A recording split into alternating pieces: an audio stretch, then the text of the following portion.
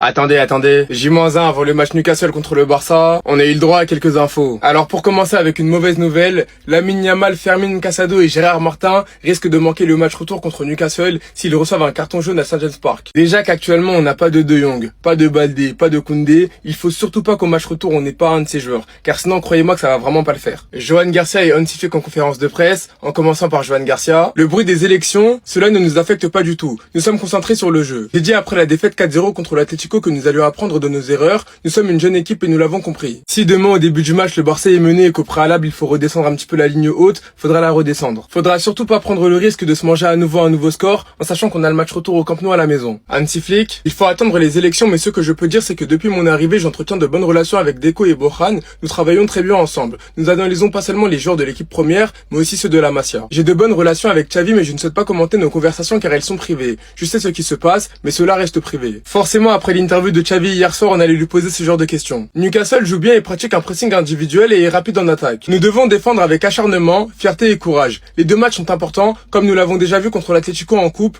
nous devons être vigilants et nous le serons. Il a donné également des nouvelles rassurantes concernant Bernal. Bernal va bien. Il a eu des maux d'estomac à la mi-temps contre Bilbao, mais il va bien désormais. Ce qui veut dire que dans la logique, demain notre double pivot sera bien Pedri et Marc Bernal. Il a parlé aussi de Koubarsi. Contre Bilbao, contre l'Atleti, c'est incroyable de voir comment Koubarsi défend. Pour moi, au niveau des défenseurs, il est au même niveau que Lamine. Jouer à ce niveau à 19 ans est incroyable, je lui dis qu'il est parfois un peu fainéant pour qu'il reste concentré, mais il peut encore s'améliorer. Jouer à ce niveau à 19 ans est incroyable. Et pour finir en beauté, il a rajouté un mot sur Rashford. Marcus était blessé et il est de retour maintenant. Je n'ai pas décidé du 11 encore, mais c'est une bonne option. Je pense pas qu'il sera titulaire demain, mais en sortie de banc, je sens qu'il sera décisif. Bref, en tout cas, rendez-vous demain soir pour le match qui sera à 21 h. Et s'il vous plaît, le Barça, pas le droit à l'erreur. Parce que nous on est chez les fous. Voilà. Johan Laporta, Victor Font. Et il y en a un qui fait la bagarre pour serrer la main. Voilà. Dans ce petit jeu politique qui est en train de se passer entre les deux. Un peu d'unité. Maintenant que Xavi a décidé de péter un plomb et de partir en roue libre, parce qu'il n'y a pas d'autre mot, mais surtout, c'est la guerre entre Laporta et Xavi. Quand je vois ces déclarations, je pense à Hansi Flick, je comprends que Xavi soit blessé, car avec les mêmes joueurs dont Xavi disposait et avec lesquels il perdait, eh bien Flick gagne. Si vous vous demandez pourquoi Laporta il est autant agressif, c'est parce que le frérot Xavi il en avait sur le cœur. Parce qu'il y a eu des choses très graves qui ont été dites. Xavi déclare, il y a un moment où Sergi Roberto, qui est mon ami et qui est capitaine, vient me voir et me dit « Xavi, tu ne veux vraiment pas que je continue ?» Et je lui ai dit que c'était le contraire, qu'il me tuait précisément parce que je défendais sa prolongation de contrat. Et là, il me dit que monsieur Alejandro Echavarria fait croire ça à plusieurs joueurs. La vraie dinguerie, c'est ça. C'est que d'après Xavi, Echavarria allait parler à des joueurs comme Sergi Roberto, Araujo, Pedri ou Rafinha et leur faisait croire que Xavi voulait les vendre alors que c'était pas vrai. Laporta a dit que je voulais me débarrasser de 10 joueurs et remanier l'effectif, c'est faux, je n'ai jamais dit ça. Mais surtout, il a parlé de Messi, il a dit Léo avait déjà signé en janvier 2023. Après sa victoire à la Coupe du Monde, nous avons pris contact et il m'a dit qu'il était impatient de revenir. Laporta m'a dit que si Léo revenait, il lui ferait la guerre et qu'il ne pouvait pas le permettre. Nous avions tout prévu avec Messi, aller à Montjuic, comme pour la dernière danse de Jordan. Et d'ailleurs, il paraîtrait que l'entourage de Messi soit au courant et qu'ils aient déclaré, la vérité commence à émerger petit à petit et il y a encore plus à venir. Bref, il y a trop de choses qui se sont dites. Les relations même entre Xavi et Messi se sont dégradées à la base parce que Messi pensait que Xavi faisait partie du complot, mais ils ont réussi à se rabibocher. On aborde le sujet Deco et Xavi déclare « Je le respecte, mais Deco est contraint par Echavarria, c'est lui qui prend les vraies décisions ». Pour clore le sujet, il a déclaré « Mon chapitre avec le Barça en tant qu'entraîneur et joueur est terminé, je n'y retournerai jamais ». Donc honnêtement, moi le premier, je suis très content d'entendre certaines vérités, même si au final ça fait qu'un seul son de cloche. Par contre, même si je comprends l'amertume de Xavi par rapport à comment Laporta l'a traité, même si je comprends que les élections, faut se battre, c'est de la politique pour devenir président, le timing des déclarations de chacun, que ce soit de Xavi et du traitement que Laporta peut avoir vis-à-vis de Font et Xavi et Font vis-à-vis de Laporta, quand tu sais que demain on dispute un match de Ligue des Champions, que la saison est encore en cours et que tout se joue littéralement, je trouve vraiment pas ça ouf. La conférence d'avant-match de Hansi Flick, il est têtu, pour lui sa ligne haute n'est pas le problème. Accompagné de Garcia, l'un des meilleurs gardiens du monde, attendez-vous, je vais pas vous expliquer. Tout d'abord, Garcia, nous abordons ce match avec beaucoup d'enthousiasme. Nous savons qu'il y aura un match retour, mais nous sommes sûrs qu'ils donneront tout ce qu'ils ont. Nous devons tirer des leçons du match de coupe contre l'Atlético. Ah, c'est bête de se manger 4-0 à l'aller, ça je vous confirme. J'avais déjà dit après la victoire 4-0 contre l'Atlético que nous allions tirer des leçons. Nous sommes une jeune équipe et nous avions bien compris. Nous allons apprendre de nos erreurs et tout donner lors du match aller demain. Vous avez intérêt, moi je serai au stade. Lors de la phase de groupe contre Newcastle, nous avons bien joué, mais nous pouvons encore progresser sur certains points qui nous ont posé problème. Il explique Flick que demain on s'attend à une ambiance formidable, une équipe qui donnera tout, sachant que Eddie Howe a dit clairement que c'est le match de leur vie, que c'est l'un des plus grands matchs de leur histoire. Qu'ils ont analysé le match nul contre l'Atlético et qu'ils veulent améliorer la défense, car la défense est cruciale en Ligue des Champions. Il explique qu'en Première Ligue c'est le meilleur championnat du monde, qu'il y a beaucoup d'argent et que demain on doit montrer au monde entier notre philosophie. Le moment choisi pour l'interview de Xavi, il a dit c'est à Xavi de s'expliquer. Il a une très bonne relation avec lui, que lui rentre pas dedans et que tout reste privé, qui sait ce qui se passe. Et sur la titularisation de Rashford, je ferai une vidéo. Et comme d'hab, il est borné avec sa ligne haute qui pour lui n'est pas le problème. Sinon vous les gars, vous en pensez quoi? Ramenez-vous sur cette importance en nu. Pour la rencontre de Ligue des Champions demain soir entre Newcastle et le Barça, attention les gars, certains joueurs du Barça, dont Lamine Yamal les gars. Donc Lamine Yamal, Fermin Lopez, Marc Casado et Gérard Martin, c'est simple, s'ils prennent carte jaune demain, ils seront suspendus pour le match retour au Camp Nou. À noter que l'équipe vient de terminer son entraînement du côté du St. James Park, donc le stade où évoluera bien sûr l'équipe du Barça demain. Et à noter que Gavi, les gars, s'est entraîné normalement. Il est, je crois, ici. Il doit être un des trois, je vois pas trop. Mais bon, bref, il s'est entraîné. Après, ce qu'il jouera demain, c'est pas sûr. Mais en tout cas, il est bien présent à l'entraînement du jour. En conférence de presse, il y avait Hansi Flick et bien évidemment, il y avait des questions par rapport à l'ancien coach du Barça. Xavi les gars, parce qu'une interview les gars qui est sortie il y a quelques heures, puis il a un peu dézingué un peu tout le monde. Le moment choisi pour l'interview de Xavi, donc il a dit c'est à Xavi de s'expliquer, pas à moi. C'est vrai qu'elle sort cette interview à quelques jours bien sûr des élections pour élire bien sûr le nouveau président du Barça. Et on finit aujourd'hui les gars avec le Spotify Camp Nou. Donc les responsables de la FIFA se sont déclarés très satisfaits de leur visite au Camp Nou aujourd'hui. Parce qu'en gros il y a des personnes qui travaillent à la FIFA qui viennent visiter bien sûr les stades au Portugal, en Espagne et au Maroc pour bien sûr les stades qui accueillent des matchs de Coupe du Monde. Et en gros ils sont venus du côté du Camp Nou, ils ont été très contents. Donc voilà, le stade de Barcelone fait partie des favoris pour accueillir la finale de la Coupe du Monde 2030. Je descends officiellement du train La Porta pour les prochaines 5 années. Je le dis. Parce qu'en fait, les foutaises comme ça où tu vas nous faire croire que Deco est le meilleur directeur sportif de l'histoire du club, c'est ça qu'on doit retenir du débat? Train grand envers Alemany. Sérieusement, Fonte te l'a bien rappelé d'ailleurs, c'est grâce à Alemany, Jordi Cruyff et la Masia que l'équipe elle est là. C'est archi pas grâce à Deco. Menteur. Que le vieux père a redressé le club, c'est vrai. Mais sauver le club de quoi en fait? On est toujours dans la même merde les gars. 10 millions un jour, on peut pas? Vous oubliez que les Bardadjis ont été enregistrés avec le Barça Athlétique? Ça veut dire ce que ça veut dire. Je descends du train. Maintenant, je vous demande juste de respecter mon choix. T'as un mec qui est venu, à part vanter sa petite continuité, il a rien promis, là. 2 heures de débat qui ont servi à rien. En plus, il y a eu du crépage de chignon entre les deux. Même Fantasy, des fois, il me saoule. Mais, t'en as un, il vient, il promet des référendums pour tout changement de modèle. 75% en gros. Par rapport au prix que les socios payent vis-à-vis des places, etc., il trouve que c'est trop et il veut régulariser tout ça. Il veut instaurer des prix, les prix des abonnements gelés, sans vote de l'Assemblée. Donc, ça va se faire directement en mode quand il est élu. Il promet également transparence, chose qu'on n'a pas forcément chez Laporta. Il y a des référendums. Bref, vous le voyez là, et mécanismes de contrôle sur la direction réelle. Dans les féminines, d'accord, il veut créer des féminines dans toutes les sections. Il veut plus de 30% des femmes. Ah ok. Doubler le revenu des féminines et développer la machine qui existe depuis 2007. Pour les autres sections sportives, il veut mettre des gens compétents à la tête, comme lui a son trio compétent à la base dans le football. En gros, voilà. Les gars, regardez-moi cet acteur de paf. Il nous avait bien eu, hein. Qu'est-ce qu'il nous avait eu quand même. Après la déclaration de Xavi, déjà, j'aimerais savoir si vous le croyez ou pas. Est-ce que Xavi mentirait sur son club de cœur pour avantager le nouveau président qui est son ami? Il a déclaré que Messi devait revenir après la Coupe du Monde, que tout le monde était OP, même la Liga, ce qui est assez fou parce qu'on connaît comment la Liga ils sont.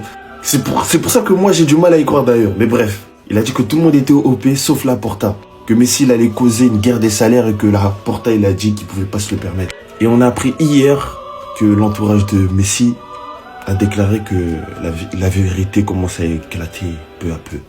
Et les gars, moi, il y a toutes sortes de questions qui me viennent en tête. Il y en a qui vont se dire que, ouais, Xavi fait ça parce que son ami il se présente, et que maintenant c'est un Hobbs de Laporta, etc.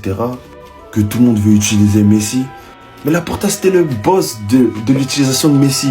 Il y en a qui ont voté pour lui parce qu'il a dit qu'il allait prolonger Messi, qu'il allait trouver un moyen. Il n'avait pas réussi à prolonger Messi, et il a eu l'occasion de rattraper son erreur. Il ne l'a pas faite.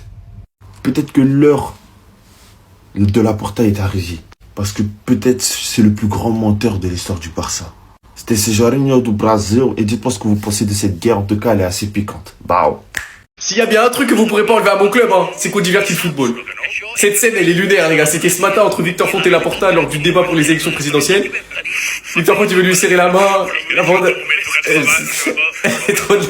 C'est une caméra cachée, en fait, les gars. C'est une caméra cachée. Laporta qui ce matin a répondu à la déclaration de Xavi en disant quand je vois ces déclarations je pense à Hansi Flick, je comprends que Xavi soit blessé car avec les mêmes joueurs dont Xavi disposait et avec lesquels il perdait, eh bien Flick gagne. On a aussi Jaume Roures, je sais pas d'où il sort, il a dit ce que dit Xavi sur la Liga et Messi n'est pas vrai, j'en suis certain. J'ai été impliqué au moment de son départ et le rôle de la Liga n'était pas de le voir partir mais que la Liga soit d'accord avec un supposé contrat en 2023, ça c'est sûr que c'est pas vrai. Bref, ils ont parlé du Congo, ils ont parlé de la gestion de déco, etc. Nous, demain, il y a Ligue des Champions. Et une très bonne nouvelle, c'est que Marc Bernal est prêt pour mardi contre Newcastle. Je pense qu'il sera titularisé aux côtés de Pedri et Fermin. Il était sorti contre l'Athletic Bilbao, c'était juste pour des maux de ventre. Ils ont mis les élections présidentielles en pleine période de Ligue des Champions. Ils sont bons, eux. En tout cas, demain, déplacement à Newcastle. Faudra gagner, tout simplement. Dites-moi vous en pensez en commentaire, les gars, pour vous abonner, vous êtes des bons, nous, on avance. Quand je vois la déclaration d'Hansi Flick, vraiment, je me dis que cette histoire, elle va super loin. Conférence de presse, on interroge Hansi Flick sur les propos de Xavi. Il dit ceci: nous sommes collègues, nous avons de bonnes relations, je lui ai rendu visite, nous nous sommes vus, mais c'est une affaire privée. Et là, il dit: je connais la vérité et je la garderai pour moi, je ne la révélerai pas ici. Bon, maintenant, pour vous donner mon avis sur tout ça, déjà, j'ai quelques questions. C'est une campagne présidentielle qui oppose Laporta et Xavi ou Laporta et Victor Font? C'est une campagne présidentielle qui va préparer à l'avenir du club ou un règlement de compte personnel sur des événements passés? Victor Font veut vraiment le bien du club ou par ego, il veut juste faire tomber Laporta? Ce qui est très décevant et triste dans tout ça, c'est que Xavi est juste un instrument, c'est le joujou de Victor Font. Et ce qui est encore plus triste, c'est qu'on vienne gâter le nom de Messi dans tout ce conflit et ce débat politique, parce qu'ils savent que c'est quelque chose qui va diviser les gens, que ça va réouvrir une plaie qui commençait déjà à se refermer. Et moi ici, je vois surtout l'attitude d'un homme, et je parle notamment de Xavi, qui cherche à régler ses comptes personnellement avec Laporta, parce qu'on sait tout ce qui s'est passé entre les deux. Je le vois comme un homme désespéré, en colère, qui agit avec de l'ego, qui vient utiliser le nom d'une légende qui va toucher le cœur de tous les Barcelonais pour venir diviser l'opinion publique des Barcelonais. Alors maintenant, chacun se fait son avis. Mais quant au futur président, il te dit que la première chose qu'il va faire quand il va être élu, c'est d'appeler Messi. Pourquoi faire? Ce qui est fait est fait. Oui, c'était abrupt, c'était violent. On ne s'y attendait pas à ce que ce soit fait comme ça, le départ de Messi. Oui, on aurait aimé que ça se fasse autrement. Oui, il y aurait pu avoir un retour. Maintenant, les choix que Laporta a fait, ce ne sont pas des choix faciles. Et c'est des choix que peut-être personne n'aurait eu le courage de faire à sa place. Quand tu vois ce qu'Hansi Flick aujourd'hui construit avec le Barça, tu vois les jeunes de la Masia en train d'éclore, en train de se faire découvrir au monde. Là, on va vers un projet d'avenir. Alors que lui, il nous parle de rappeler une légende. Et encore une fois, pourquoi faire? C'est confirmé, le Barça a la possibilité de recruter un très très bon joueur pour seulement 0 €. On va voir ça tout de suite. Allez, petite vidéo sur le mercato du Barça avant ce choc de Ligue des Champions face à Newcastle. Et on va notamment parler du secteur défensif. Effectivement, il y a un joueur qui intéresse le Barça qui a décidé de ne pas prolonger dans son club et il sera libre et gratuit cet été. Ce joueur n'est autre que Marcos Senesi, le défenseur central de Bournemouth. Le directeur sportif du club anglais a confirmé qu'il ne va pas prolonger et qu'il va donc partir gratuitement. Voilà la source, c'est le journal Sport qui explique que le Barça est très intéressé et que c'est réciproque puisque le joueur aimerait beaucoup jouer au Barça. Maintenant, la balle, elle est dans le camp de la direction du Barça, comme on dit. Le Barça. En fait, ce qui est bien quand t'es supporter du Barça, c'est que tu ne t'ennuies jamais. Même quand tu dis que tout va bien, voilà, pas trop de tension, tout se passe pour le mieux dans mon club, on est premier, etc. Et bah t'as des anciens, t'as des ancêtres qui viennent avec des déclarations pour que tout puisse repartir en couille à un moment ou à un autre. Voilà, en fait, c'est ça notre marque de fabrique, c'est que même quand tout va bien, tout peut repartir en couille. Et de nulle part. Xavi qui vient balancer littéralement une dinguerie sur Laporta comme quoi il aurait bloqué le retour de Messi au Barça après la Coupe du Monde alors que tout était bon. Il m'a dit que Messi allait s'opposer à lui et qu'il ne pouvait pas le permettre. Laporta m'a dit textuellement que si Léo revenait, il lui ferait la guerre. Voilà, en fait, je sais pas si c'est vrai. Si c'est vrai, on ira faire un procès à Laporta parce que oui, moi je voulais le retour de Messi. Peut-être que pour certains c'était pas une bonne idée et tout, mais moi, je regarde du football pour des émotions. Et les émotions, c'est de revoir Messi au FC Barcelone, surtout qu'il aurait joué avec Lamine Yamal. Mais bref, c'est pas le sujet. Là, Xavi qui sort ça maintenant alors que tout va bien, qu'on est en pleine campagne. Alors évidemment, c'est pour causer du tort à Laporta. Maintenant, c'est pour ça que je remets un petit peu en cause ce qu'il dit. Est-ce que c'est vrai? Est-ce que c'est faux? J'ai envie de savoir. Je veux en être sûr. Il a surenchéri en disant Joan Laporta, j'avais une bonne relation avec lui, mais il m'a laissé tomber. Ils ont monté une campagne médiatique contre moi pour me faire partir, etc. Et évidemment, on n'attaque pas un fou du bus sans qu'il rétorque. Parce que Joan Laporta, dans sa communication, c'est un fou du bus, on le sait déjà. Joan Laporta a littéralement dit que Xavi n'était pas un bon coach, ou en tout cas que Hansi Flick était un bien meilleur coach que lui. Je comprends que Xavi soit blessé, car avec les mêmes joueurs dont Xavi disposait, avec lesquels il perdait, eh bien, Flick gagne. Donc là, en fait, on a une guerre médiatique qui arrive entre Xavi et Laporta, voilà, à quelques semaines des élections, alors que tout se passait bien dans notre club. C'est ça, être fan du Barça. Je ne sais pas ce que vous pensez de cette histoire. Personnellement, moi, j'ai pas encore envie de me positionner. Voilà, déjà, je sais même pas si ce que Xavi dit est vrai. Peut-être que si jamais c'est vrai, Laporta avait ses raisons et d'autres raisons et que Xavi imbuse un petit peu de l'histoire, pardon. Donc pour l'instant, j'ai envie de voir, j'ai juste envie que tout se passe bien dans mon club avant les élections. Est-ce que j'ai le droit? Xavi, ok, quand t'étais joueur, t'étais bien, tu parlais pas et tout. Mais depuis que t'es plus joueur, depuis que t'es coach, t'es là, t'as une grande bouche et tu parles partout. T'étais pas comme ça, joueur. Pourquoi tu t'es révélé comme ça des années après? Bref, en tout cas, on va voir ce que ça donne. J'espère juste que ça va pas instaurer un mauvais climat dans le club. J'ai juste envie que ça reste entre eux, là. Leurs embrouilles de gamins, un petit peu, de trucs d'élection, etc. Faites ça entre vous, que ça n'impacte pas mon équipe. Je demande juste ça.